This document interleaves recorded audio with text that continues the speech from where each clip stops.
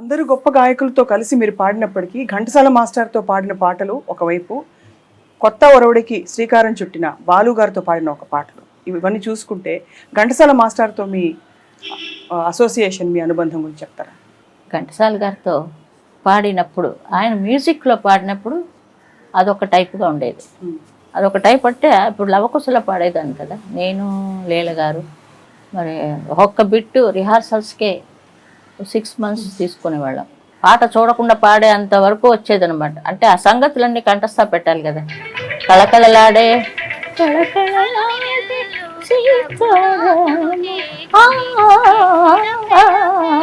నా చిన్నప్పుడు ఘంటసాల గారిది ఇది రామారావు గారు పిక్చర్. రామారావు గారు, జీవలక్ష్మి గారు, ఏడు కొండల గుర్తుందా?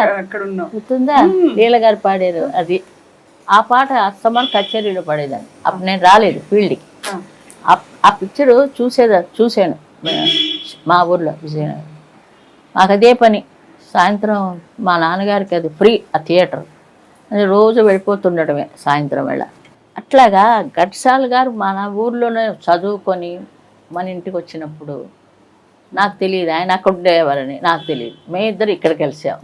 అది చూడండి, అదే దేవుడి యొక్క ఇది లీల.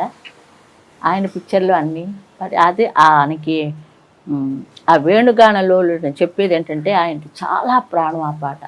ఈ తిరుమల మందిరం ఒకటి. ఆ రోజు నేను కొంచెం లేట్ అయింది. లేట్ అయినప్పుడు జెమిని స్టూడియోలో ఆయన ఆ పాట పాడేశారు. అసలు పిక్చర్లో నేను నా చేతి పాడించాలి. అమ్మ నాకు చాలా ఇష్టం ఈ పాట, నేను ట్రాక్ పాడేశాను, నువ్వు కూడా పాడేసి నీదే పిక్చర్లో ఉంటుంది, నాది ఉండదు, నాకు కావాలని నేను పాడుకున్నాను అని అన్నారు. ఆయన పేరే వెంకటేశ్వరరావు కదా. ఆయన దేవుడి కోసం పుట్టినట్టు పుట్టి చిన్న వయసులోనే ఆయన ఎన్ని వేల పాటలు పాడామండి. చేతిలో చెయ్యేసి చెప్పు బావా, నీ నోట నా నోట నీ పలకాల చిలక చిలక చిలక చిలక. అది నిజంగా చెప్పాలంటే ఒక చరిత్ర అండి అది. అంటే నాకు ఆయన పాడిన పాటల్లో పాడుతా తీగ చల్లగా ఆ ఒక్కటి ఆయన పాడింది ఎన్నిసార్లైనా వింటాను. అందులోంచి ఆ వాయిస్లోంచి వచ్చిన తీయదనం, పాడుతా తీయగా చల్లగా. ఆ లాస్ట్లో కూడా ఆయనకి ఆ గొంతుకలో ఇంకా ఆవిడ సావిత్రిని నిద్రపుచ్చి లాస్ట్లో కూడా ఆయన ఆ గాత్రంలో చూడండి, ఇంకా పాడలేక పాడినట్ట ఆవిడ పడుకుంది, నేను ఇలా పాడాలి. అందులో ఉన్న ఆ మెలోడీ ఉందండి, లడ్డు అండి అది. అది ఎవరికి రాదు, ఎవరు ఎన్ని జన్మలు ఎత్తినా ఎవరికి రాదు. ఘంటసాల గారు మీకు ఈ చిన్న చిన్న మెళకువలు అవి ఆయన కూడా చెప్పేవారు. అమ్మా ఇది ఇలా ప్రొనౌన్సియేషన్ కరెక్ట్గా ఉండాలి, ఇలా పాడాలి, అక్కడ ఈ ట్విస్ట్ ఇలా తిప్పాలి అని చెప్పేవారు. అక్కడి నుంచి కొంచెం డల్లెట్కి ఈయన మన చక్రవర్తి గారు బాలు కాంబినేషన్, సుశీల చక్రవర్తి బాలు కాంబినేషన్. కోదండ పని గారి దగ్గర పాడుతూ ఉండేదాన్ని. ఆయన చక్రవర్తి గారితో తక్కువ ఆయన రిధం మార్చి ఆయన ఒక స్టైల్ తీసుకొచ్చి, ఆ స్టైల్ తీసుకొచ్చిన తర్వాత ఇంకా మొత్తం మారిపోయింది. ఆ కుర్రాడు, చిన్న కుర్రాడు బాలు, ఆ బాలుతో నేను గెంతులేసినట్టు పాడాను. గెంతులు వేయలేదు హాల్లో, అలా పాడించాడు ఆయన. అలా పెద్ద పేరు నాకు చక్రవర్తి. నిజంగా నేను మర్చిపోలేనటువంటి మ్యూజిక్ డైరెక్టర్ అండి చక్రవర్తి గారు. ఒక అక్క చెల్లిలా చూసుకునేవారు నన్ను, జానకి. నేను తెలుగులో అప్పుడే కొంచెం తగ్గుతోంది, తెలుగులో స్టైల్ మారుతోంది. ఈ స్టైల్ ఈయన వచ్చాడు. ఈ స్టైల్ ఈయన వచ్చేటప్పటికే సుశీల, అప్పుడు నేను ఇంకా ఉన్నాను కదా అక్కడ స్టైల్లో. ఆ స్టైల్ సరళ పర్వాలేదు, ఇదే గుగ్గు గుగ్గు గుడిసుంది ఏంటండి, పాట పాడిస్తారేమిటండి, బాగోలేదండి అని. మీరు పాడి తీరాలి, ఈ పాట పాడాలి అన్నారు. అలాగే జయమాలిని, జ్యోతిలక్ష్మి అందరికీ కూడా నేనే వడ్డింపు అందరికీ. ఎప్పుడైనా మీరు సంఘర్షణ పడ్డారా? ఈ సాహిత్యం పాడను, మా నాన్నగారు ఏంటి, నేను వచ్చిన కుటుంబం ఏంటి, లేకపోతే అలాంటిది ఏమైనా సంఘర్షణ ఎప్పుడైనా ఉండదు? ఈ సాహిత్యం నేను పాడను అని చెప్పిన సందర్భాలు ఉన్నాయి? అలా అనండి, నా దగ్గర అది చాలా మంచి గుణం ఉంది, మీకు తెలియదు. ఎవరిని ఏమన్నాం అసలు. అయ్యా ఏంటయ్యా నాయన ఈ పాట పాడమంటే నన్ను ఎలాగ, ఇప్పుడు అదంతా నాకు తెలియదు, మీరు పాడాలంట అంతే, ఇంకేం లేదు. పాడేసేవారు. ఏం చేస్తాం మరి, పాట నేను పాడమంటే మరి మ్యూజిక్ డైరెక్టర్ ఇష్టం, ఆ వెరైటీ ఉంటుంది. ఇది ఒక వెరైటీ పాడాలి మీరు, ఈ వెరైటీ కూడా పాడి చూపెట్టాలి, మీరు ఛాలెంజ్ చేయాలని వారు అలా పాడించారు. అలాగే అందరూ మ్యూజిక్ డైరెక్టర్స్, రమేష్ నాయుడు గారు అదొక స్టైలు, దక్షిణామూర్తి గారు, సుసర్ల దక్షిణామూర్తి గారితో జననీ శివకామి. మిమ్మల్ని మీ ప్రతిభని పూర్తిగా ఛాలెంజ్ చేసే పాట ఏది అంటే ఏదో ఒక పాట చెప్పగలుగుతారా? అంటే బాగా మీకు మోస్ట్ డిఫికల్ట్ సాంగ్, మీరు కూడా కష్టపడి but at the same time ఇష్టపడి పాడిన పాట పాడితే అన్ని పాటలు నేను అలాగే తీసుకునేదానండి. ఒక్కొక్క పాట ఒక్కొక్క ఎగ్జామినేషన్. ఒక పాటకి వెళ్ళానంటే ఆ పాట 24 గంటలు అందులోనే ఉండేదాన్ని. ఆ పక్క నుంచి ఈ పక్క నుంచి వెళ్ళిపోయిన వాళ్ళు కూడా నాకు కనపడరు. సీతారామ కళ్యాణ రామారావు గారి పిక్చర్లో పాడాం కదా, సీతారామ, అది 2 రోజులు 3 రోజులు పాడాం. ఓహో, ఒక సాంగ్. ఆ సాంగ్ అంటే ఏంటో కష్టమని కాదు, ఆయనకి ఆయనకు బాగా వచ్చింది ఓకే అని రామారావు గారు అనుకునే వరకు ఆ పాట మేము ఆ స్టూడియోలో 2 సార్లు పాడాం. ఎంత పెద్ద పాట ఆ పాట. జానకమ్మ గారితో మీ అనుబంధం ఈనాటిది కాదు, చాలా అవునండి. అయ్యో చాలా చాలా చాలా. సో ఆవిడ మరొక కొత్త ఒరవడి తీసుకొచ్చారు ఇండస్ట్రీలోకి. మీరు అప్పటికే సీనియర్ గాయనిగా ఉంటూ. అవును. మీ ఇద్దరి అనుబంధం ఎలా సాగింది ఇండస్ట్రీలో? అంటే ఎక్కువ ఫ్రెండ్షిప్ ఏం లేదు.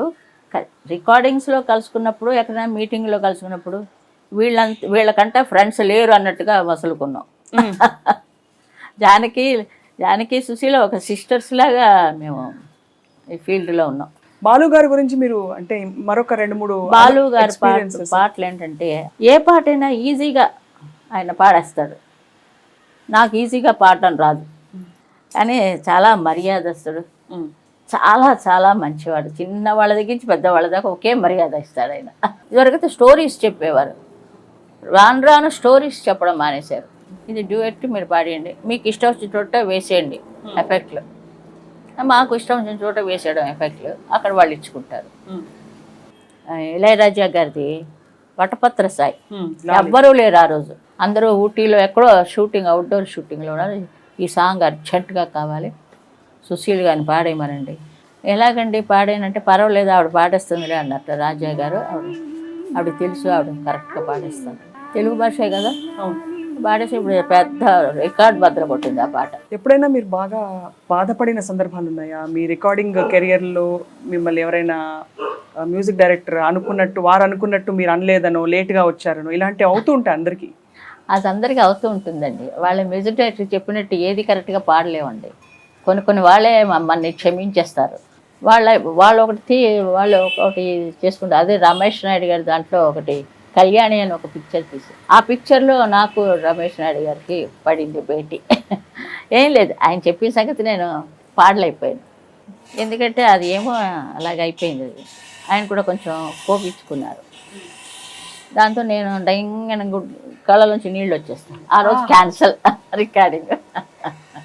ఏదో అంటారు రాజా గారిని, నేను ఏదో అన్నాను, రాజాని పంపించేశారు అంటే చాలా తప్పు అండి. అది చాలా తప్పు, ఆ మాటే తప్పు. రాజా గారిని నేను పంపించేదండి, ఎవరికి ఎక్కడ టాలెంట్ ఉంటుందో. మీకు వారికి మధ్య ఒక టైంలో కొంత అపశృతులు వచ్చాయని మాత్రం మామూలుగా ఏం లేదండి. వాళ్ళు అదే అంటారండి, ఇంత ఉంటే అంత చెప్తారండి, ఇంత ఉంటే అంత అంటారు. అది ఆయనకి కొత్త వాయిస్ కావాలి, జానికి వాయిస్ దొరికింది. ఆ ప్రొడ్యూసర్ అతనికి ఈ అమ్మాయి చేతి పాడించండి అన్నారు. ఆ అమ్మాయికి ఒక ఇది రావాలి కదా, ఆ అమ్మాయి టైం అప్పుడు అని చేత ఆవిడ టక్ అని వచ్చారు. దానికి ఇది అపశృతులు పెట్టి ఇక అన్నీ సినిమా వాళ్ళకు ఉండడమే కదండి, అన్ని జడ్లు పెడతారు ఇలాగా. కానీ మీరు రాజా గారు కలిసి పాట పాడారు కదా, నిజమా? ఓ కలయా నిజమా, చాలా మంచి హిట్. చాలా పాటలు పాడించాడు ఆయన, అది ఒక 1000 సాంగ్స్ వరకు పాడాను. సో ఇంత బిజీగా సాగిన మీ కెరియర్తో పాటు మీ మీరు కుటుంబానికి పూర్తిగా న్యాయం చేయగలిగారా? ఎలా సపోర్ట్ మీకు లభించింది ఇంటి నుండి? అదేనండి, మరి మా ఆయన నాకు చాలా సపోర్ట్ చేశారు. పాటే ముఖ్యం ఆయనకి, చాలా సాక్రిఫైస్ ఇందులో ఉంటుంది. సాక్రిఫైస్ లేకపోతే మనం ఏమి సాధించలేం. మొట్టమొదటి అది నేను తెలుసుకున్నాను. నా వాయిస్ కోసమే ఆయన నన్ను లైక్ చేసి పెళ్లి చేసుకున్నారు. అంచేత లత అంటే ఆయనకి ఇష్టం, అంచేత నాకు ఇష్టం. అంచేత ఇలా కలిపి నన్ను ఇంత పెద్ద గాయనిమణి చేసింది నాకు భర్త, నాకు కంచుకోటలాగా కట్టి నన్ను నా తల్లిదండ్రులు ఆయన చేతిలో పెట్టినందుకు అది ఆయన సార్థకం చేసుకొని పేరు నిలుపుకున్నారు. కొడుకు పుట్టాడు, పెళ్ళి చేసాము, 2 పిల్లలు పుట్టారు వాడికి. వాళ్ళు ఏదో సాఫ్ అది అంతవరకు దేవుడు నాకు వరం ఇచ్చాడు, పుత్ర సంతానం ఇచ్చాడు. దానికి మనం థ్యాంక్స్ చెప్పాలా దేవుడికి. ఒక అపశృతి అయింది, అది కూడా సరే తట్టుకున్నాను. ఈ పాట ఉండడానికి పాటకి నన్ను పైకి తీసుకొచ్చి ఈ ఫీల్డ్కి ఇచ్చేసి ఆయన తప్పుకున్నాడు. మా వారు చనిపోయిన కొత్తల్లో పెళ్లి పుస్తకం ఫస్ట్ పిక్చర్ పాడమంటే నేను పాడనున్నా. పెళ్లి పాట నేను వద్దండి, నాకు అవన్నీ మీరు పెట్టుకోకూడదు, మీరు పాడి తీరాలి. తీసుకెళ్ళి బలవంతంగా పాడించారు. ఆ పాట బాగా పాపలు, ఏ పడిలో చూసినా ఆ పాట. ముత్యమంతా పసుపు ముఖమెంత ఛాయ, బతుకంత ఛాయ. అది ఎలా చేశారో ఆయన తెలియదు మహాదేవన్ గారు. తెలుగు రాకుండా ఆ తెలుగు వాసన ఎలా పట్టారో నాకు తెలియట్లేదు. ప్రపంచం అంతా అభిమానులు, కుటుంబాన్ని సంపాదించుకున్న మీరు అది ఇప్పుడు ఇంకా ఏదైనా ఇంకా చేయాలని సాధించాలన్న తపన ఏమైనా ఉందా మీకు? పాడే తపన. మనసుకి వయసు ఉండదండి, ఎన్నో కోరికలు ఉంటాయి మనసుల్లో. వయసు కూడి రావాలి కదా, వయసు ఉండాలి కదా చేయటానికి. మనకి మనసులోంచి వచ్చేవన్నీ జరగవు కదా, ఇంకా చెయ్యాలనే ఉంటుంది. సరే చేద్దాం, చూద్దాం. మిమ్మల్ని చూస్తుంటే అంటే మాటల్లో వర్ణించలేము, కానీ మీరు కారణ జన్మురాలని అందరూ అంటూ ఉంటారు. సంగీతం తెలిసిన వారు, తెలియని వారు అందరూ. శాస్త్రీయ సంగీతంలో మీరు చిన్నప్పుడు తొలినాళ్ళల్లో కచేరీ చేసినప్పుడు అప్పుడు బహుశా మీరు కూడా శాస్త్రీయ పరంగా సెటిల్ అవుదామని అని అనుకుని ఉంటారు. నాన్నగారు కూడా అదే ఆశించారని అంటూ ఉంటారు. కానీ సినిమా సంగీతం వైపు మొగ్గు కన్నతల్లి సినిమాకి ముందు మీకు ఆలోచన కలిగిందా? నాకు ఆలోచన కలగలేదు, కానీ అవన్నీ అనుకోకుండానే జరుగుతాయి, మన చేతుల్లో ఏం లేదు.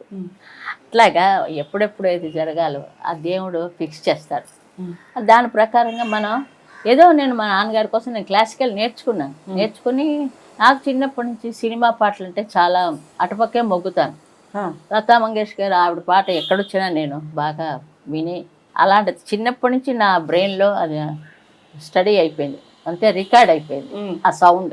ఆ తర్వాత మీరు కొన్ని సంవత్సరాల తర్వాత సౌత్ లతా మంగేష్కర్ అన్న బిరుదు మీకు ఇచ్చినప్పుడు సౌత్ లతా మంగేష్కర్ వాళ్ళు ఎవరికి వచ్చింది వాళ్ళు అంటారు, కానీ సౌత్ లతా మంగేష్కరే అనుకుంటాను నేను కూడా. మరి నార్త్లో ఆవిడ ఉన్నారు కదా, నార్త్కి రమ్మన్నా కూడా నేను వెళ్ళలేదే. చేత చిన్నప్పటి నుంచి ఏదో కోని రాగాలు పాడుకోవడం, భానుమతి గారిది, వరలక్ష్మి గారిది, వాళ్ళిద్దరంటే నాకు చాలా ప్రాణం. అంటే నాకు సింగింగ్గా లతాజీ ఉంటారు అనుకో, అది వేరే.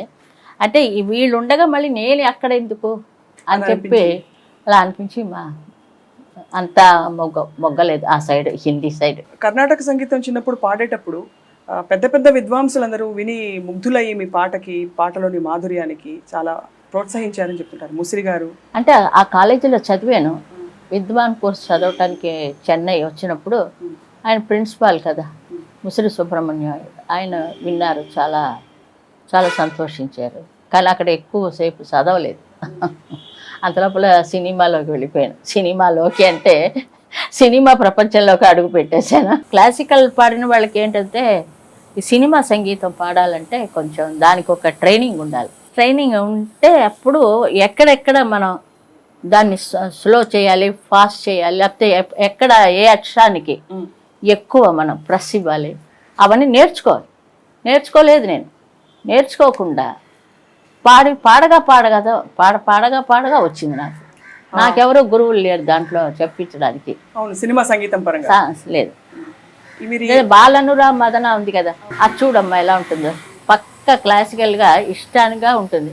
దాని తర్వాత పాట అవి ఒక రకంగా లాలిత్యంగా వచ్చింది.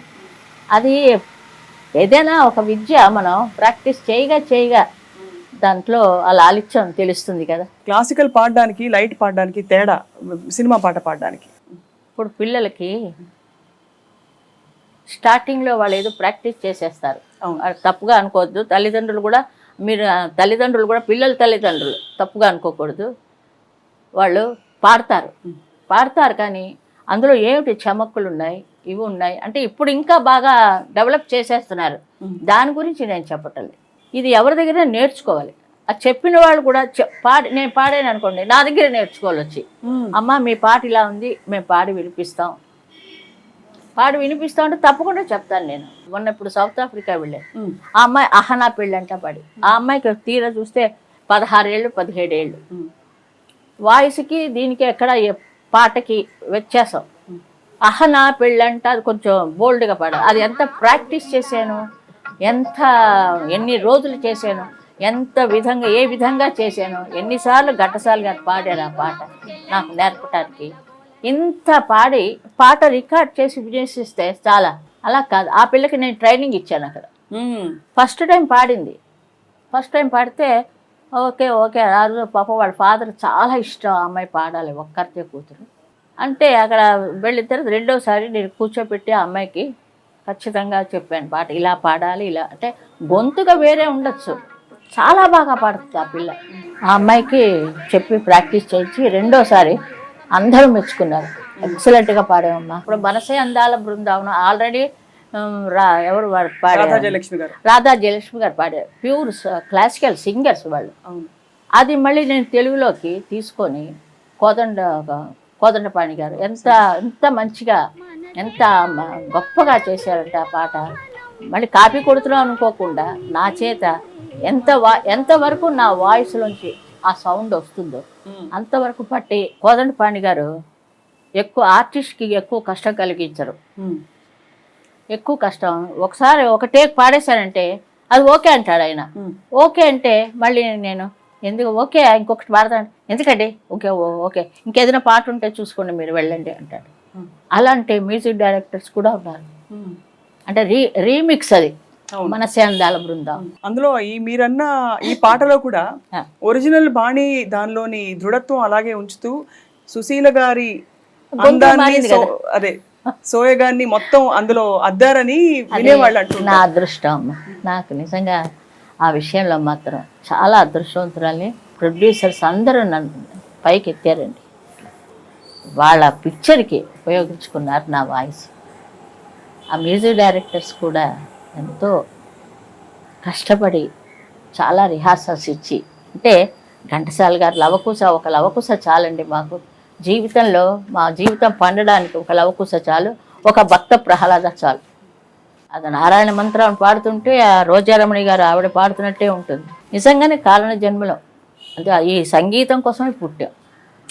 ఇదే మాది. ఒక ఆయన అన్నాడు, ఆయన ఒక డాక్టర్ గారు సౌత్ ఆఫ్రికాలో అన్నారు, సుశీల గారిది ప్రపంచం అంత స్టేజ్ తనది, నాకు ఇంకేమీ లేదు, అందరూ తన వాళ్ళే, ఆవిడకి ఇంకోటి ఏమీ లేదు, ఆవిడ కారణ జన్మరాలు. ప్రపంచం అంత స్టేజ్ అంటే ప్రపంచంలో ఎక్కడికి వెళ్ళినా స్టేజ్ మీద పాడతారు కదా. అవునవును, చాలా చక్కటి మాట అన్నారండి ఆయన. ప్రధానంగా అందరు మ్యూజిక్ డైరెక్టర్స్ మిమ్మల్ని ప్రోత్సహించిన మాట వాస్తవమే. ఆయన ఎక్కువగా మీకు స్ఫూర్తినిచ్చి మీకు డైరెక్షన్ ఏర్పరిచింది తొలినాళ్లలో ఇలా ఉండాలి పాట అన్నది. ఒక్కరి పేరే చెప్పమంటే ఎవరి పేరు చెప్తారు మీరు ఇవాళ? పెండియాల గారు అంతే కదా. ఆయన చెప్పినట్టు పాట ఇంకెవరు అంతలా చెప్పరండి. ఆయనకి పాడడం రాదు, ఆయన పాడింది నాకు అర్థం అవ్వకపోతే ఎలాగా? నాకు సంగీతం తెలుసు, నోటేషన్ రాసుకోమంటారు. ఆ నోటేషన్ రాసుకున్న తర్వాత ఆ సంగతిలో అందం తెలుస్తుంది. ఒక్క పాటలో ఒక అందం. బిజీ రికార్డింగ్లు ఒక టైంలో అయితే మీరు పొద్దున్నుంచి రాత్రి వరకు అసలు ఎడతెరిపి లేకుండా రికార్డింగ్లు అయ్యేవి మీవి.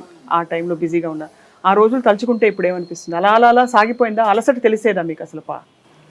లేదమ్మా, పాడుతుండగా ఈ క్లాసికల్ వాయిస్ కదా, పాడుతుండగా బాగా షార్ప్కి వెళ్ళిపోతుంది వాయిస్. ఇంకా తిండి మీద దేని మీద ఉండదు.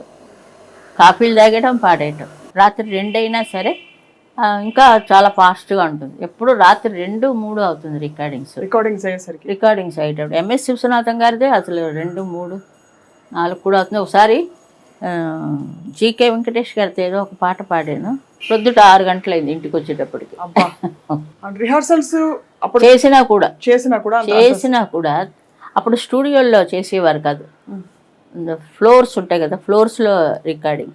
సాలూరి రాజేశ్వరరావు గారితో మీరు పాడిన పాటలు కూడా చాలా చాలా గొప్ప పాటలు, అందరితో గొప్ప పాటలు అయినా కూడా వారి పాటలో ప్రత్యేకత మీకు ఏ అంశం బాగా నచ్చేది?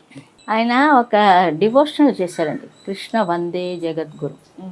లలిత లవంగ లత పరిశీలన కోమల మలయ సమీరే లలిత లవంగ లతా పరిశీలన. అంత ఎంత మంచి పాట అది, అష్టపది. చాలా బాగా చేశారు ఆ పాట. అలాంటివి ఆయనవి డివోషనల్ సాంగ్స్. అంటే చిన్నప్పటి నుంచి బాల సరస్వతిరావు గారు, ఆవిడ పాటలు అంటే పిచ్చి నాకు. అవునా? చాలా చిన్నప్పుడు అవే పాడుకున్నదని. 9-10 ఏళ్ళకి ఆ పాటలు పాడేదాన్ని. ఆదినారాయణరావు గారు ఉన్నారే, మంచి అసలు ఒక వెరైటీ మ్యూజిక్ ఇచ్చారండి ఆయన. ఆయన అంతా ఈ మరాఠీ స్టైల్ ఎక్కువగా ఇచ్చి ఎక్కువ సంగతులే. పూజకు వేళరా అను స్టార్టింగే సంగతితోటి పూజకు అంటారు. అది మామూలు పాడే వాళ్ళ దగ్గర కొంచెం మిస్ అవుతుంటుంది. అలాంటివి చిన్న చిన్నవన్నీ మనం అయ్యో చెప్తే బాగుంటుంది అని మనసు చివుక్కుమంటుంది. ఆ పిల్లలందరూ పాడుతుంటే అప్పుడు మనకి కొంచెం బాధగా అనిపిస్తుంది. సరి సరి తరస తరి తరి తరి తరా తరి తరి తరి తా తా తా. ఈ కట్టింగ్స్ చాలా లైక్ చేస్తారు ఆదినారాయణరావు గారు. అది వచ్చే వరకు తబలాలో కూడా రావాలి. అది తబలాలో కూడా తగదా తగదా తగదా అని రావాలి. అది రాకపోతే ఆయనకి ఇష్టం లేదు.